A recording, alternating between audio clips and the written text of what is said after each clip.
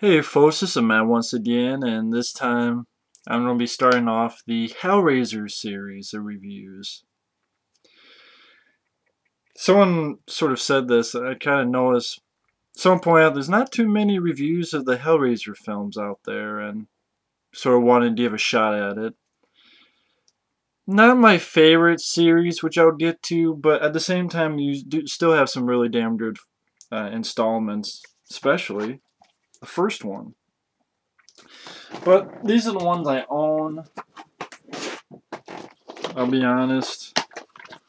2, which is my favorite. 3, which I like. 4, shitty. And then I rented a few, like... What the hell was this one? The Hellraiser, was it? Hellseeker. And I'll get to those later. Joy. But the first one, which this is the 20th anniversary edition, pretty good edition, has interviews with Andrew Robinson, Ashley Lawrence, Christopher Young, Doug Bradley, 20-some, 30-some minute on the making of the first film, commentary with Clive Barker and Ashley Lawrence, moderated by Peter Atkins. And it's based on Clive Barker, of course. He's more as a writer. People know him more as a writer. And the guy wrote stuff like the Hellbound Heart. And I'm trying to look up, I should have looked it up. Books of Blood, The Damnation Game, Weave World. Like, this is all stuff that he's written. After this one's based on the Hellbound Heart.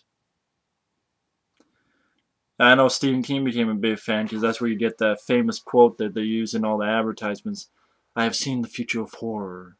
His name is Clive Barker. Now, he went on to direct a few films. Like, he directed Hellraiser. He did Lord of Illusions, Nightbreed. Some worked, some didn't. I mean, I like Lord of Illusions. Nightbreed wasn't really my cup of tea, to be honest. At least not for me. But Hellraiser, what more can I say about this film? I mean, this is a classic. Watching it again, I think the first 1 or 2 times I saw this, like recently, sometimes when you see a film, what makes a film is how it lasts, how it is in the long run. That's why sometimes your opinion on the film can change. And it does. It can change. Hell, for instance, I had done a review for Transformers 3. I liked the film, but I was pretty negative, only for the fact that I'm a big fan of the first 2 Transformer movies. But the more I thought about it, the more, it's not that bad of a movie. I liked the film a lot more than most of the crap today. So that's why I deleted that review, because I felt I still believe in it, but I know it's a film I don't change my opinion on. The last time I did was a film called Cop Out, which for some reason I liked and I hate. And I'm honest on a lot of things. I mean, if I can be honest and say I'm not a fan of The Exorcist, which I know people are right now like, oh, you're stupid. If I can admit that, then, I don't have a problem with being honest about a movie. But there are films that you change your opinion on.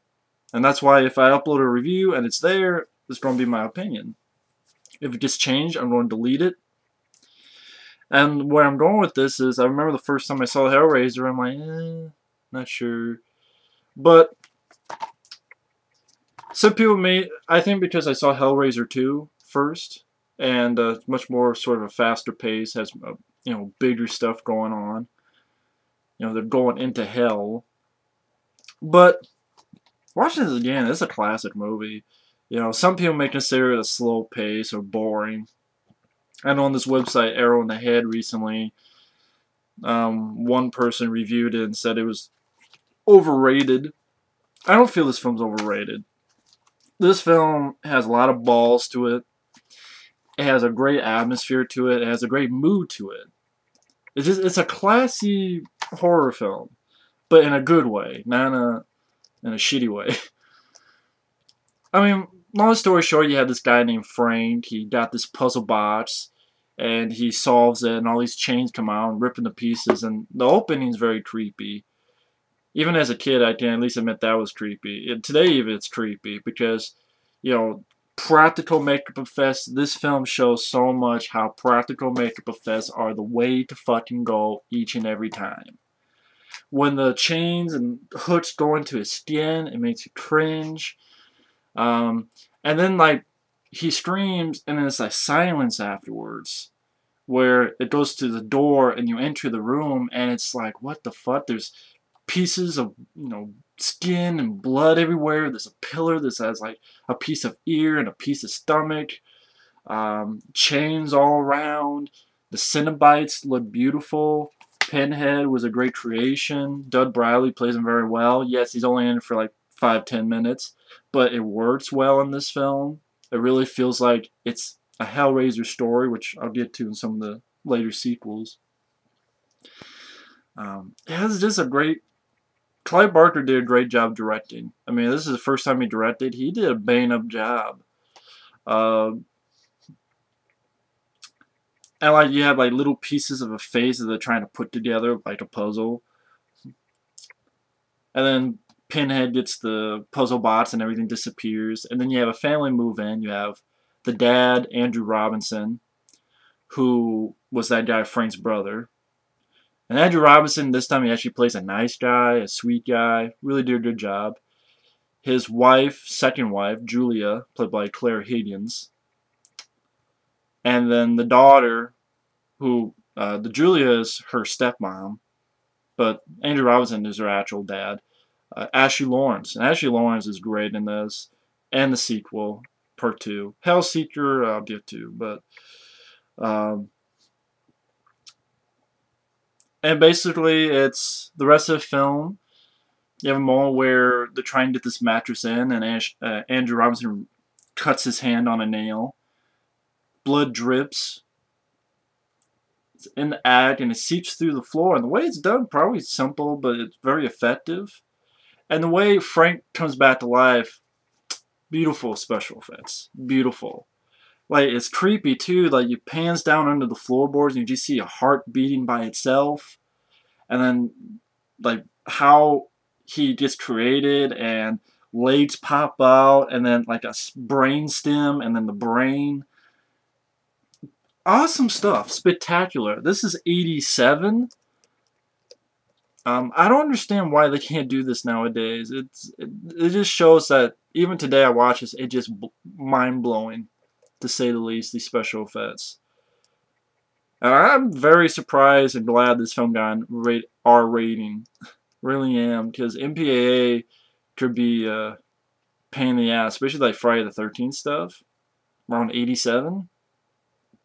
I mean, I think 88 was when Friday the 13th Part 7 came out, and they cut that to nothing. But thankfully they got away with a lot of stuff here.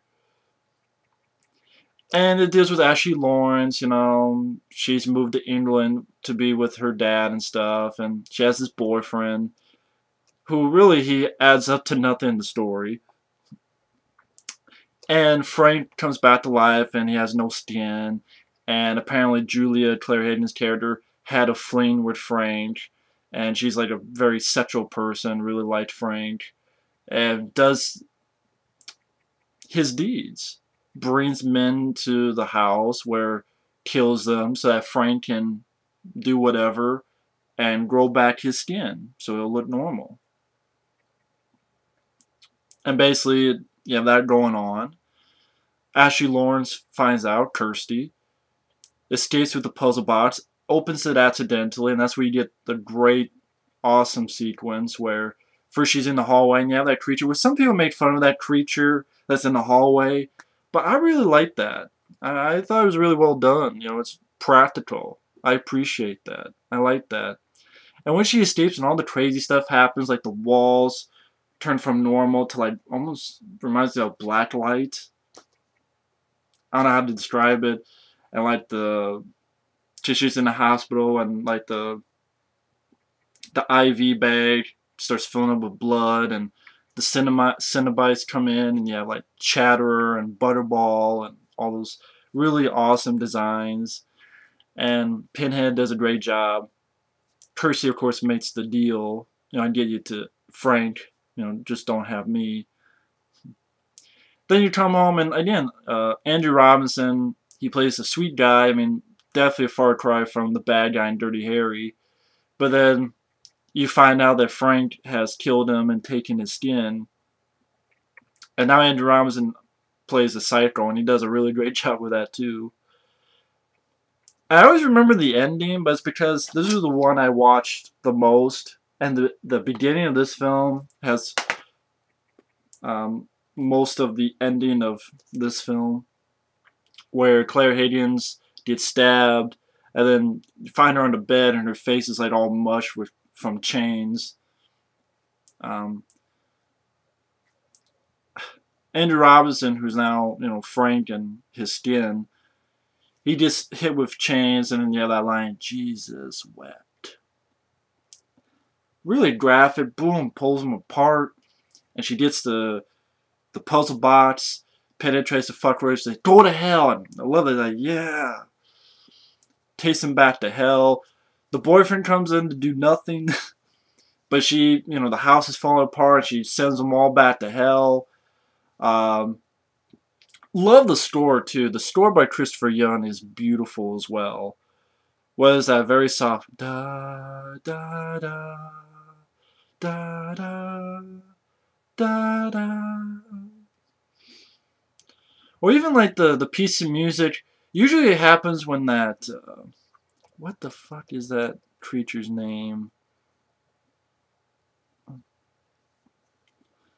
And the reason she's doing it is just they try to fuck with her deal, and she sends them back to hell. But I don't know what the hell that creature is actually. It's like has a mouth here and has like arms here. It's really tall. I forget what the actual name of that creature is. I know I should know. But every time that creature appears, whether in the hallway, in the hospital, or here, you have that great piece of music. Reminds you almost a little bit of Aliens, but in a good way. Bum bum bum bum bum bum bum bum bum bum. I'm sure if I play, I do fucking copyright claim. So, dun dun dun dun dun. You hear a lot in the Hellraiser trailer. If you see the trailer of Hellraiser, and it's like bum bum dun dun dun dun dun dun dun. If you hear something like that in the Hellraiser trailer, that's the piece of music I'm referring to. But then, of course, it ends with she tries to burn the puzzle boss, but then the vagrant, who earlier had taken bugs and was eating them, and she's like, what the hell? He turns to like this demon and flies away, and then the puzzle box is back with the merchant who had sold it to Frank in the beginning. And goes, "What is your pleasure, sir?" This is a really solid film. This is a really solid horror film. It really puts the horror in horror film. I don't know, it's very capably directed by Clive Barker. All the actors do a great job. I don't see a bad actor in the bunch. Andrew Robinson, Claire Higgins. Really love Ashley Lawrence in this film and the second one. Very likable actress. The Cenobites, beautiful designs. Very well acted, especially by Doug Bradley. They're in it for a little bit, but you have great lines like, "We'll tear your soul apart," you know. Awesome lines. Gore that's just, and special effects are just crazy and very, very well done. The score by Christopher Young is excellent. Just purely excellent score.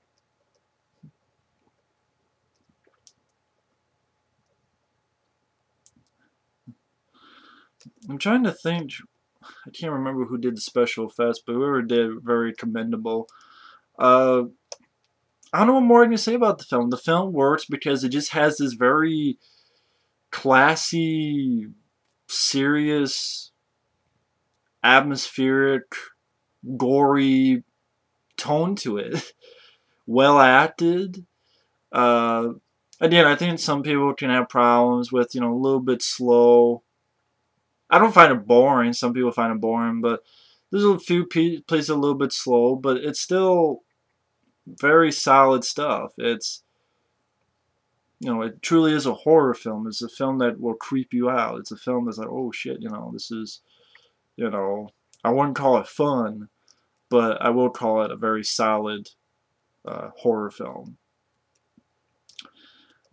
It's definitely a lot better than some of these later sequels, and I know they're planning on a remake. Whether that actually will happen now or not, who knows? I know they want to do a remake in 3D.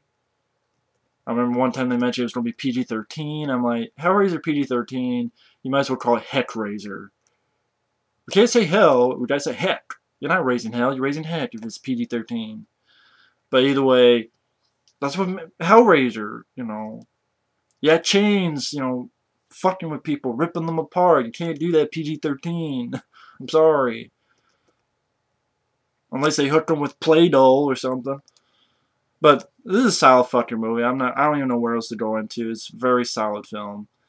And next time I'll review my favorite of the bunch, Hellbound Hellraiser 2. And why it's my favorite you'll find out next time.